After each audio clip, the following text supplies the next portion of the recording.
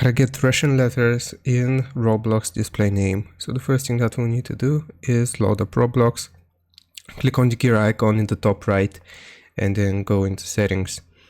Now right here you will see your display name. So what we want to do is we want to click on the pencil and paper icon here, and I'm just going to go into Google Translate and just get some random word here.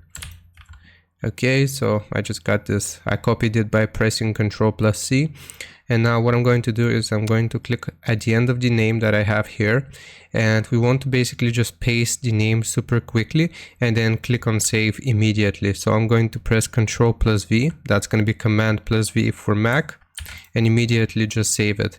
Now it might take a few tries for this to work, but like I said, just keep on trying and make sure you're super quick, and eventually it should work. It might take a few tries. Some people have reported taking up to 10 tries. And another thing that I forgot to mention, make sure your age is over 18 here, and then just keep on trying like I said. So just like this, and it should work eventually. Hope this helps. Leave a like and sub, and I'll see you next time.